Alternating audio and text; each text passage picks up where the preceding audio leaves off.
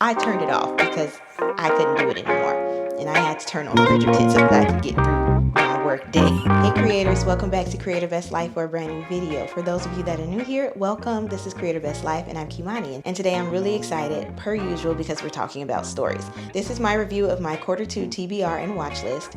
But we're also going to talk about new stories to discover because there are so many new books, TV shows, and movies coming out in Q3, and we're going to dive right in. If we're being totally honest, this was not a good quarter for me in terms of consuming. This was a great quarter for me in terms of creating, and I am so grateful for that time. But I kind of wish I was able to dive into more stories and books in particular, but we got through a few things.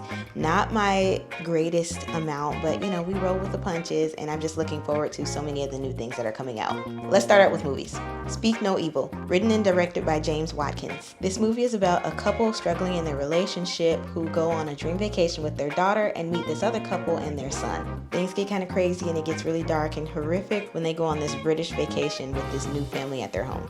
I was thoroughly entertained by this story. I freaking love James McAvoy as an actor. I think that he kills every single role, disappears in every single role. In terms of me thinking about the plot, not many people are going to just hook up with new people that they have met, especially couples. Everyone is not into the same things, and so just randomly going off to somebody's house and you just met them on vacation is kind of wild to me. I don't know. I'm not going to stay with a stranger. That's just me. Some people do it, but once I got past that mentally, I was able to fully enjoy this horror. You can see like the pieces coming together for the mystery of what's going on. You can see like the bags in the cellar. You can see that the boy can't speak and he's trying to teach the daughter his language and tell her what's wrong and like what's going on with this couple and why they're so crazy. And then you see the normal couple.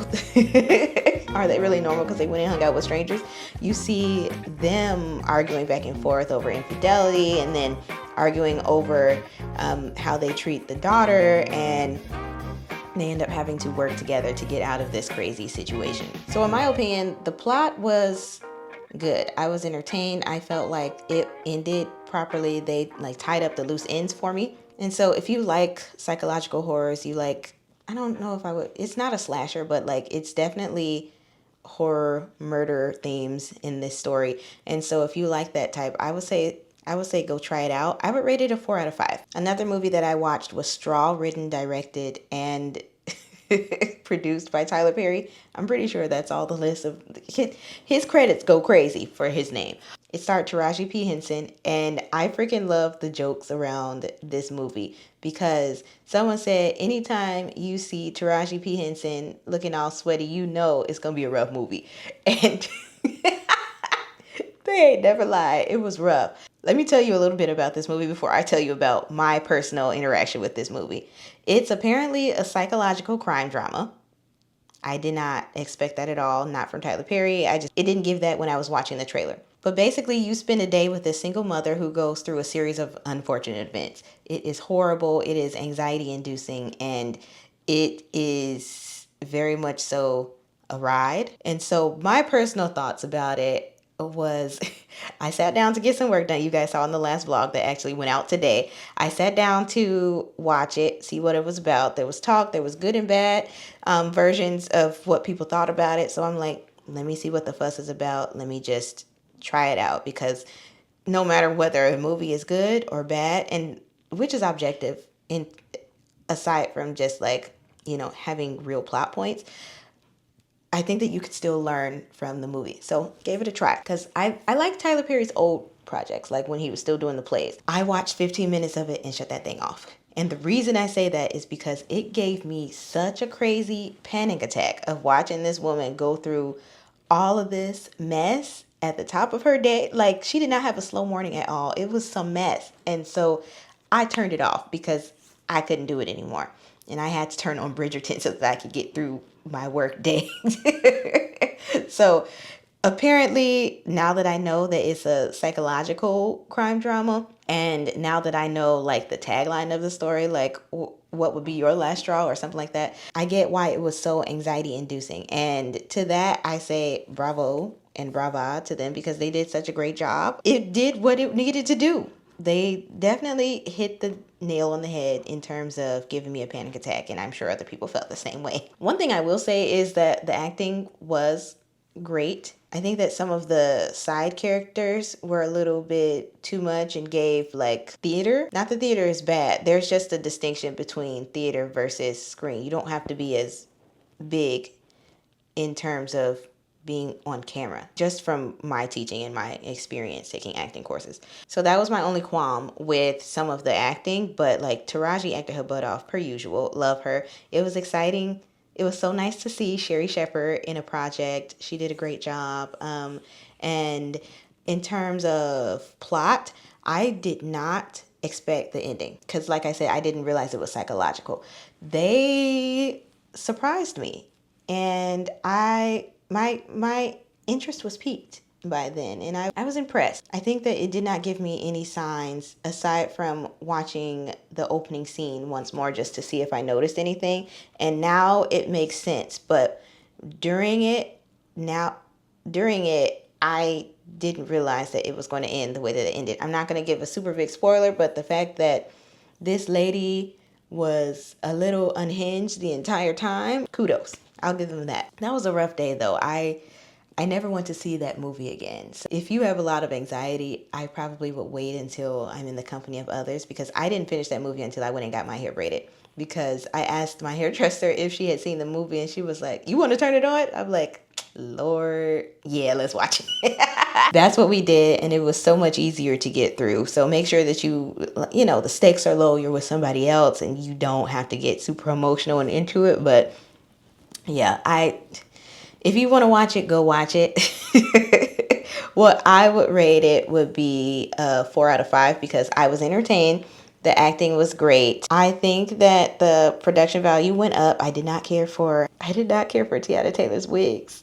Love her down, but did not care for her wig. At least somebody else like did the wigs this time. Everyone's hair stayed the same through the entire movie. Because mind you, I haven't watched the Tyler Perry project since A Fall from Grace. After that, I was just done. I was done. I wanted to give it a try, and I was entertained. So 4 out of 5. Go try it out if you like Tyler Perry movies and you like psychological dramas, because it definitely gave that. Next movie I watched was Mission Impossible: The Final Reckoning. Y'all, I can't believe Mission Impossible is over. That man can act and run and jump and fight his butt off. Obviously, I don't need to tell you about Mission Impossible because it's been around since forever. And if you haven't heard of Mission Impossible, you kind of have been living under a rock. Ethan Hunt, played by Tom Cruise, saves the world once again. And this time they're fighting an AI. And they've been fighting an AI for a while. And all of the pieces come together from previous movies about why he stole different artifacts and why he did what he did and why some of his team was destroyed and this and that. And so I love how all of that was interwoven. And I'm trying to wonder like if it was always meant to be this way, or if they went back and were like, this would be a cool way to tie this in the end. I would just love to hear that. So maybe I'll watch some interviews from them. And one thing that Tom Cruise is always going to do is top himself every single movie. He is always like holding on to an airplane in the air. He's always like fighting somebody mid-air, jumping out of an airplane with a parachute. Like that jump at the end was epic, because I wasn't sure, like the way that I sat down in the movie theater and said, one thing that I would not be surprised that Tom Cruise would do, because I feel like the man is brilliant yet crazy, is that he will do the most insane stunt, die in filming, and that would be the end of the movie. Just so he could go out with a bang to have the most insane jump and be in the Guinness Book of World Records or something. Mind you, he did get in the Guinness Book of World Records for the number of parachute jumps that he did. So ain't no way I'm doing that, but he also did a lot of deep sea swimming in the Arctic, and I thought that was also insane. But I was entertained the entire time. I did not feel like any part was slow. I did not feel like anything was missing in terms of plot holes. They are very clean. That's all I gotta say. Go watch the movie.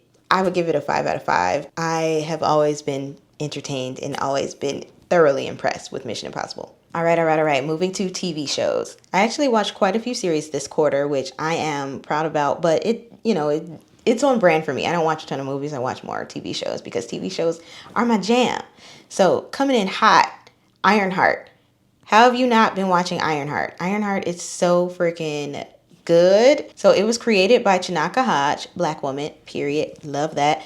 Ryan Coogler was also one of the producers on the team, and obviously like the rest of the Marvel Disney producers. The story follows genius Riri Williams as she is trying to make some money so that she can further create her invention. She's kicked out of school. It's a lot going on. She's dealing with the aftermath and grief of her stepdad and her best friend passing away from gun violence. And she just is searching, as young people do. She's searching. And I've only watched half of the series because last week half of it was released and then the final half was just released a couple of days ago, and I have not watched the second half. But the first half was really good. I'm intrigued with Anthony Ramos' character because I don't understand the hood. Like, I really want to know what the hood is, and I want to know what all the veins are for on his body. I'm looking forward to seeing how that is wrapped up and given to us and how he actually is our villain. So since I can only rate the first half, acting, great. Plot so far, I am entertained. I'm given bits and pieces of her former life with her stepdad, her best friend. Her best friend as the AI is so great because it's fun, it's sassy, it's very black, it's very Chicago, and I just love their dynamic and seeing black friendship on screen, especially young black friendship. And it just gave cozy vibes in the best way. And I was still like, yes, she's still Iron Man. You know what I'm saying? And I loved it, not just because it's black, but a lot of it is because it's very black and I relate to the story. And it was just so freaking beautiful. Yeah, if you like Marvel, go watch that TV show. I'm always going to enjoy Marvel. Some of the new movies that are coming out now are great. And we just started watching from the very beginning in order. And so it's nice seeing all the baby-faced actors when they first started out in the early 2000s and just to see how it has transformed 20 years later and how the actors have changed, how the stories have changed, and like the technology and graphics have changed over the years. And so for first set of episodes, I'm gonna give it a 5 out of 5. Okay, moving on. The 4 seasons. I started this because I saw Coleman Domingo. He is part of a set of friends. Everyone is married. Majority of them went to college together. Tina Fey is in it. She also was one of the creators and writers for this show. I believe that's what I was reading, that it was based on a movie at first, a movie that came out years ago, and now they created the TV show from it. I was entertained from the very beginning. I think that Tina Fey is freaking hilarious. Love her writing. Mean Girls will always be not soundtrack, but like the visuals of my childhood. Like that movie was so freaking funny. And so I'll watch anything that she does. They talk about grief, talk about divorce, they talk about illness, relationship issues, like are we boring, or like do we need to do more, and like am I boring, am I not giving my partner what they need or what they signed up for or whatever. Like it's just fun. And then like, am I getting old? Are we old? Should I find someone younger if I'm divorced and whatnot? And the jokes landed so well, even though I'm not that age demographic, even though I'm not divorced. They had so many dynamics in this friend group that was heartwarming. It was fun. They're so funny together. One thing that I did not like was that it kind of feels like how some other shows make the gay characters like the funniest part of the show or the movie. That's how it felt, but I'm also glad that they gave the gay characters more of a storyline outside of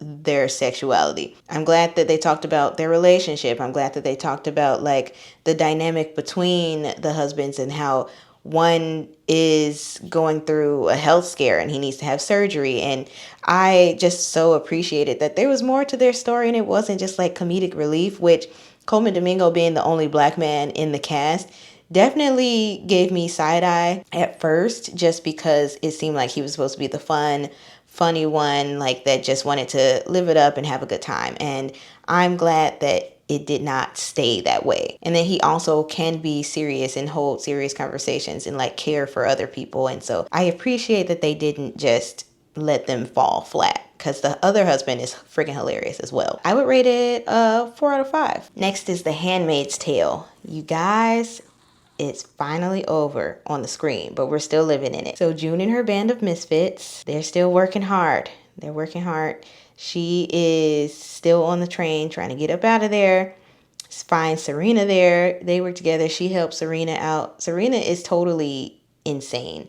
The way that she flip-flops back and forth, and it's like, oh, this doesn't affect me, so I'm cool with it until it affects me. Very much so on brand for a lot of conservative white women. They do it well, and she is such a great actress that you can feel all of her emotion, and you can see, without her even speaking, how her mind changes in real time about what she's going to do next. And you don't always know what she's going to do next. And I love that about how they portray her character and move her through the story. I also hate June.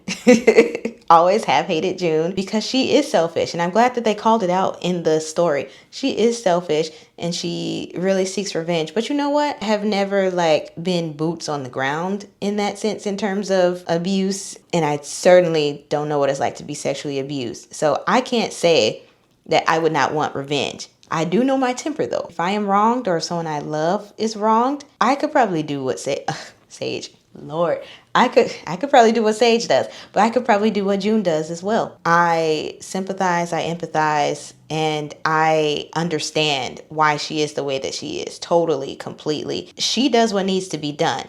Do I like her? No. But do I appreciate someone like that? Absolutely. We need people like that all the time that are willing to, put their own comfort aside. Because how many of us are going to do that? I mean, look at the state of the world. People are not putting their comfort aside. We are losing all of our rights. We are losing all of our health protocols. And we're not angry enough about it. We're not, because they put us in so much of a survival mode that we can't even think outside of just getting through the day, the week, the month, the year. And to be, once again, boots on the ground, fighting as the resistance, that puts you in harm's way. If you have children, you can't go out there and fight.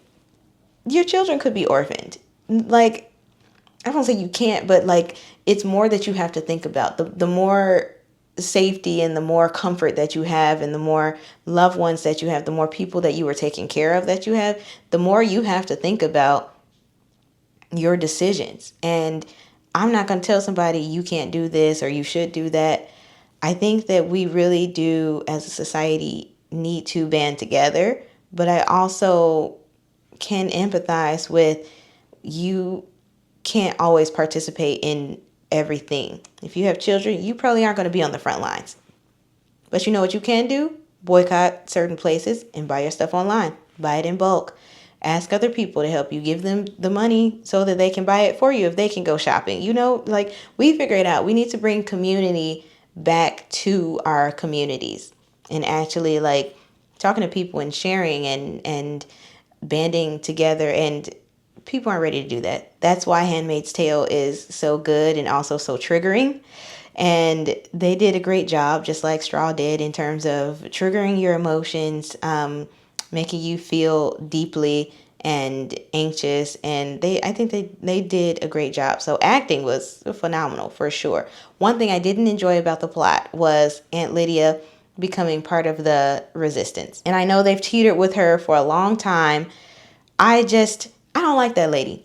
I don't. She picks and chooses, I guess, as we all do, when she wants to be a part of the resistance and the part of the solution.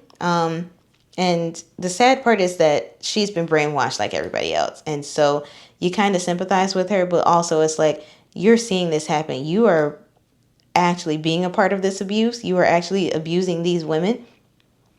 How do you continue to do that and still uphold these traditions? It's absolutely insane to me. But I'm not a psychologist or a psychiatrist, so we're complex beings, and so either way, I didn't like how they did that, but I get why it served the story. So in terms of wrapping it up, it was decent. It was decent. I don't think that I had any holes by the end, because everyone that needed to die died for the most part. So yeah, I'd give it a 4 out of 5.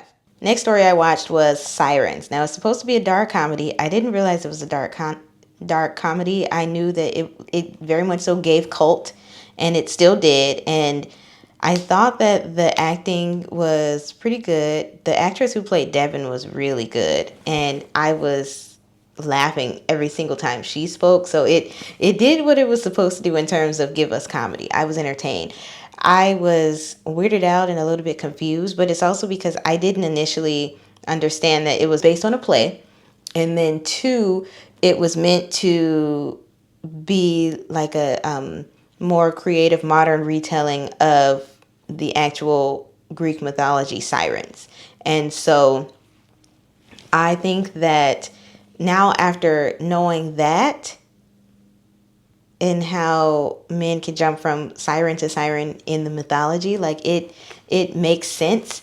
But in hindsight, I just like I didn't get it, and I can't say that I loved it, but I was entertained by the end, and I did not like how it ended.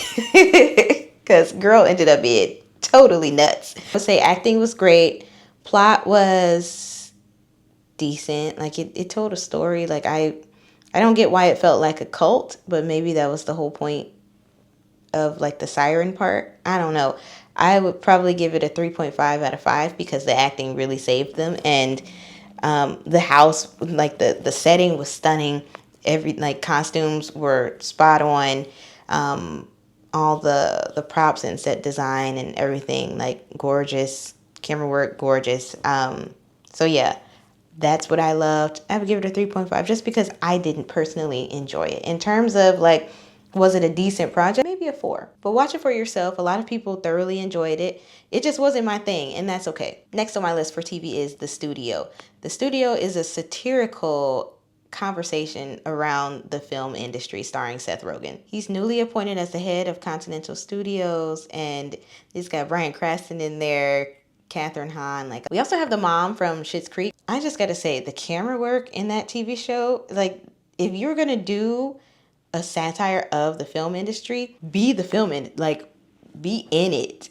Be like, I want to be in it, okay? Talk about in it! So I think that the camera work was fire. I think that the sets were so good. The dialogue between the characters and just the awkwardness, I think that was just spot on. And y'all know I'm not a huge comedy person, but that was so freaking funny, and they just did such a great job of discussing some of our conversations when we're on set, or like in our own little quiet corners of critiquing our own industry, or like just being there, like the life of the PAs, and how there are so many people with ego that just want to be seen and acknowledged and validated, and don't care about who they step on. You never know who's actually genuine. And then you also have like the conversation of the suits versus the creatives. And I thought that that was fantastic because we are so tired of the suits. The suits should not be the only ones with money, and they should not be the only ones running the show. They would have nothing, absolutely nothing, if they didn't have us creating, particularly writers. Writers do not get enough attention. And I'm not saying that just because I'm a writer. It's the fact that you have to do a deep dive looking for the writer. Of course, a director could, put everything together and do such a beautiful, phenomenal job. I think that's an important job. They have a lot of pieces to put together, and so do producers. But there would be 0 pieces at all without the writer. And writers, quite frankly, should get more attention than directors, in my personal opinion, because there would be no story. But that's just my personal thoughts. I would rate The Studio 5 out of 5. I was entertained. It felt like home watching them be on set and you knowing that it's a set. And it also felt validating because it was the critique, and I thoroughly enjoyed the comedy of it and the acting. And so, yeah, 5 out of 5. All right, y'all. I had to watch You season 5. It was their final season. It was time for Joe Goldberg to go away. Penn Badgley acted his fanny off per usual. I think that this was his best performance yet, because the way that he could flip from tears to rage and back in multiple scenes was insane, and then still be funny about it. Acting is such a beautiful art form. I think that like the ones that get it just knock it out of the park so freaking well. And so the acting was great. They brought in some people from previous seasons. It was good. And like, I'll be real, it started out kind of slow for me. Just because I was like, all right, they're starting out the same way. But then they went a different direction, and I'm glad they did. And, just because you got to top yourself every season. And so I'm glad that they did. I know the showrunner was different for this season. But that part I did enjoy, that they introduced a catfishing element, because he is essentially a catfisher just by being a narcissist, psychopath, psychopath, because sociopaths don't have emotion. And this guy is totally insane. And he even references the fact that he was dissociating last season. And I thought that was freaking hilarious. But in terms of plot, I enjoyed it. They had a lot of pieces that made sense from previous seasons. Like I said, like that they brought in some of the actors from previous seasons. I think that they wrapped it up nicely with a cute little bow. He had the ending that he deserved in terms of not dying, but having his penis shot off, but also ending up in prison alone with no women, because he's a straight man. So being in prison with just men, I know that was miserable for him. Just the fact that it's such a critique of our society and how we, one, let straight white men do whatever they want. We see that in our politics right now. We allow ourselves to be entertained and enamored and enthralled by these people that just do bad things. And we make it okay because we might be attracted to them, or they're charming, or whatever it might be, that we kind of fall under their spell. I don't think I've ever fallen under that spell, quite frankly, but a lot of people do. This is just entertainment to me. But I know, because my people have been stepped on, the people that are doing the stumping, they don't get any sympathy from me in terms of, oh, I'm intrigued. I'm not intrigued. We need to dismantle the system. And I love that they continued to follow through with the critique of it, and they brought him to justice in the end. One thing I will say, though, I thought that the dialogue was a bit much. Like, the dialogue in this season felt very forced, and it felt like, I'm not trying to crap on Gen Z, but it was very much so Gen Z vernacular. I'm cool with that, even though majority of the folks were millennials in the story. I don't know if the writers are Gen Z or not, or they were just trying to appeal to the way that a lot of people talk nowadays, which they do with every new generation. It's okay. I'm sure like Gen X and the boomers were pissed when our vernacular started coming out. However, it was just like, and here I go with the Gen Z dialogue, it was very cringe. And the reason I say that is because like the old guy telling Kate, you're missing the plot. Like, bro, be for real. He's not going to say that, especially not working for a $1 billion corporation. Maybe somebody that's hanging out on set. Maybe somebody that's hanging out with Gen Zers and with people that speak in slang and whatnot. But it felt off. It was very off-putting. It almost made my skin crawl, the way that they just threw in words. And it just felt very, very much so, I'm just pulling everything off the internet. This season just felt, I don't know, I miss Sarah Gamble. It was peak with Sarah Gamble. And like I said, I think they did a good job bringing the storylines together, and the acting was great. But yeah, the dialogue could have been slightly better, in my personal opinion. It just did not give what the previous seasons gave. To be fair, they did do a 5-year time jump? 3 years or 5 years? It was either 3 years or 5-year time jump, and I believe that it was 5. So to have the dialogue be different because the people are different, now that makes sense if that was their reasoning behind it. But if it wasn't, I didn't care for it. Other people might have cared for it, but not me. I feel like you don't need to like force the slang and force the AAVE. I don't know. That's just me. But yeah, in terms of like the acting, the storyline, everything, I would give it a 5 out of 5. I think that it was perfectly ended, and I'm gonna just leave it at that. Enjoy it. All right, our last TV show is Ginny and Georgia. Season 3. I love that show. That show is so freaking good. And I think that the characters are so complex and real and deep. And then it's still funny.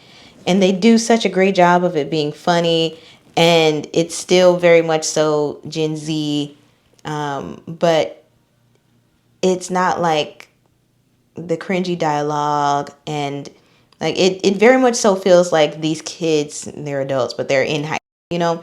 And so I think that they do a great job at that. And so we started our story. We're in the aftermath of Georgia's wedding to Paul, and she has been arrested. So we spend the season trying to get Georgia out of jail. Her kids are struggling. Their dads take them away from her. And it's just a lot of turmoil per usual, but you know, I think a little more so than usual, you know, and having to deal with not only the stress of your mom being a social pariah and your mom being considered a murderer, you also have to deal with your normal teenage preteen stuff, because Austin is also supposed to be like, I think that boy is 12. I don't think he's supposed to be 12. I think he's supposed to be like 8 still. That's a big boy.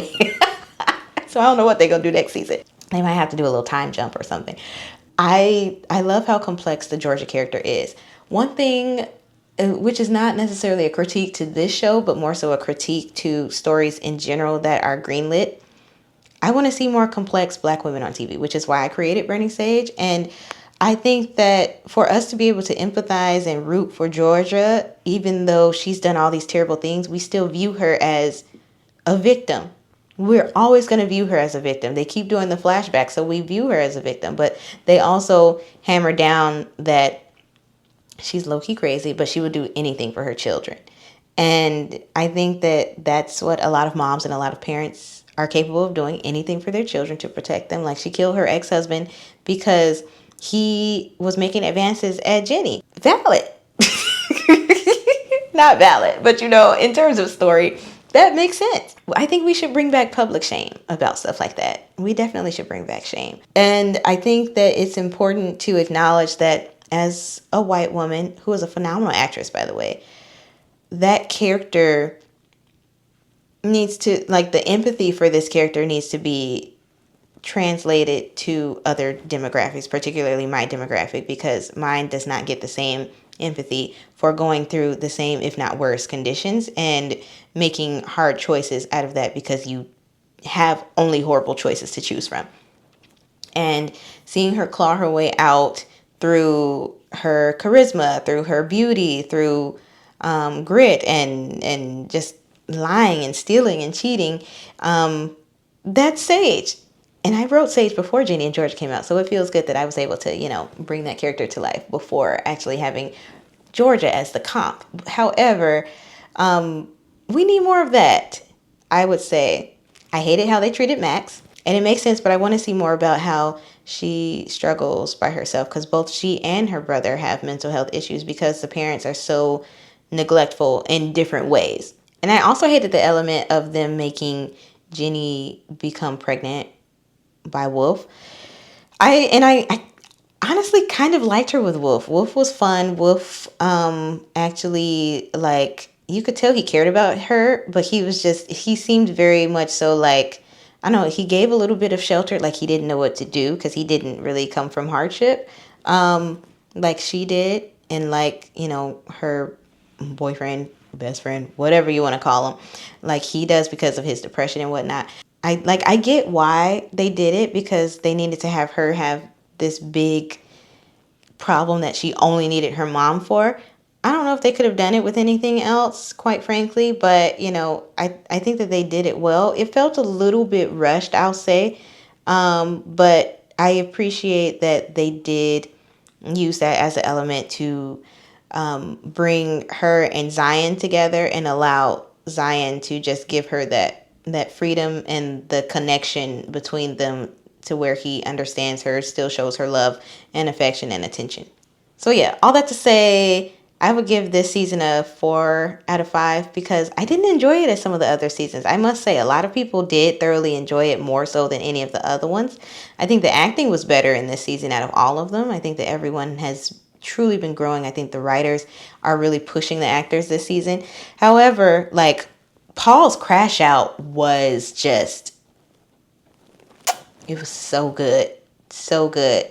And even like seeing the way that Joe and Zion have like transformed this season was really good. And then them adding the element of Zion's girlfriend and how she's the lawyer, and hopefully she'll stick around a little longer because we need some more melanin in this show. It's crazy for this black girl to be not surrounded by black people.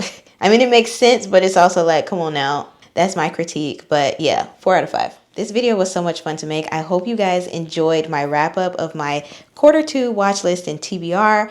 I had so much fun going through these stories and just totally immersing myself in these creative worlds.